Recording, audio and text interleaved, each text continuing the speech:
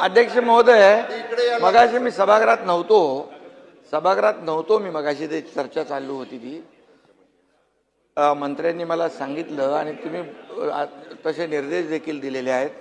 मला एवढंच सांगायचं आहे की सभागृहाचं कामकाज जे आहे तुमच्या अध्यक्षतेखाली चालतं. आज मी त्यांना सांगू इच्छितो की काल जो एक जोर का झटका धीरे से लगा है त्यामुळे त्यांचं मानसिक संतुलन बिघडलेलं आहे. आणि दुसरी गोष्ट, मानसिक संतुलन बिघडलंय आणि त्यामुळे आता आणखी झटके लागणार आहेत. अध्यक्ष महोदय, तुम्ही सभागृहाचं कामकाज नियमानुसार चालवता आणि आजपर्यंत तुम्ही दिलेले निर्देश आणि तुमच्या अध्यक्षतेखाली या सगळ्या विरोधी पक्षाला देखील त्यांचे मांडण्यासाठी, प्रश्न मांडण्यासाठी जो काही वेळ देता तो आतापर्यंत कधी विजय भाऊ दिला होता का?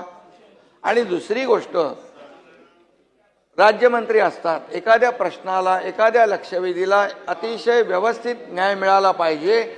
म्हणून तुम्ही हे जे काही कामाचं वाटप तुमच्या अध्यक्षतेखाली झालेलं आहे आणि ज्या ज्या वेळेस राज्यमंत्री जेव्हा प्रश्नाचं उत्तर द्यायला कधी त्याच्याकडून अधिक कमी जादा माहिती मिळते त्यावेळेस स्वतः मंत्री असतात, मी स्वतः येतो, मुख्यमंत्री स्वतः येऊन उत्तर देतात आणि त्यामुळे हे कलेक्टिव्ह आमची रिस्पॉन्सिबिलिटी आहे, जबाबदारी आहे.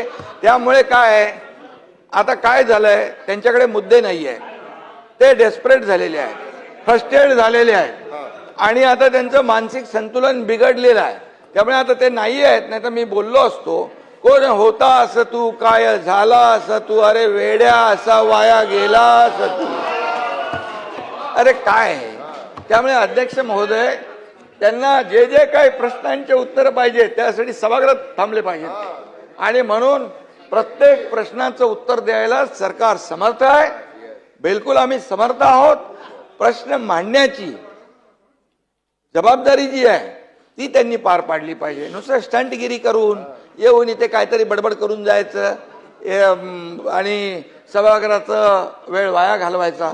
आणि म्हणून मी आपल्याला सांगतो, विजय भाऊ तुम्ही समजदार आहे, ते जयंतराव, नाना भाऊ, तुम्ही बी त्यांच्या नादाला लागले, काय पोराटोरांच्या नादाला लागतात असं काय. त्यामुळे अध्यक्ष महोदय, पूर्णपणे या ठिकाणी सभागृहामध्ये विरोधी पक्ष जे जे काही या शेतकऱ्यांचे प्रश्न मांडा, या महाराष्ट्रातल्या जनतेचे प्रश्न मांडा, जिथे शेतकऱ्यांच्या अडचणी आहेत ते प्रश्न मांडा, त्याला उत्तर द्यायला आम्ही लोक खंबीर आहोत.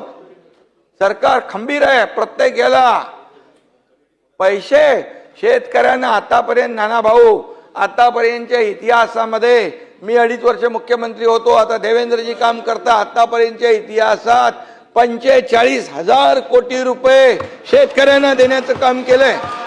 15,000 रुपये नुकसान भरपाई. त्यानंतर तुम्हाला सांगतो, पहिलं तुमच्या काळामध्ये NDRFच्या निकषाने पैसे देत होते, आम्ही NDRFच्या दुप्पट केलं, 2 हेक्टरचं 3 हेक्टर केलं. सततच्या पावसाचं नुकसान मिळत नव्हतं ते दिलं. अरे बाबा, गोगलगाईनी केलेलं नुकसान पण मिळत नव्हतं तेही चालू केलं आम्ही. 6,000 रुपये प्रधानमंत्री मोदीजी देतात, 6,000 आपण चालू केले महायुती सरकारने. हे लक्षात ठेवा ना तुम्ही. आणि त्यामुळे काही पैसे नाही दिले, काहीतरी शेतकऱ्यांवर अन्याय केला, हे खोटं नाटक चालणार नाही. महाराष्ट्रातल्या जनतेने दाखवून दिलेलं आहे. जागा तुमची, तुम्हाला बोलत नाही, जागा दाखवून दिलेली आहे. आता ही एकदम अशी होत चालली आहे, अगदी इकडे आता इकडे बाहेर पडतील तिकडे. आणि त्यामुळे मी आपल्याला सांगतो, अध्यक्ष महोदयांचा निर्णय अंतिम असतो. अध्यक्ष महोदयांचा निर्णय चुकीचा, अरे तुम्हाला काय बोलायचा अधिकार आहे? अध्यक्ष महोदय, जे नियमाने हे सभागृह चालतं, हे सभागृह सार्वभौम आहे, याचं पावित्र्य राखणं आपलं काम आहे. त्यामुळे आम्ही सगळे काय, सर्व 19 ते 22 काय होतं तुम्ही लक्षात, तुम्ही होते ना जयंतराव, 19 ते 22 काय परिस्थिती होती, उत्तर द्यायला कोण सांगायचं?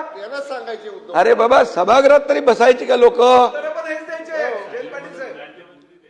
सभागृहात तरी बसायचे का? अरे म्हणून मी सांगतो, जरा थोडं मागे वळून बघावं, आत्मपरीक्षण करावं आणि आत्मचिंतन करावं. जो जो जो जो शीशे के घर में रहते और दूसरे के घर पे पत्थर नहीं फेंका करते.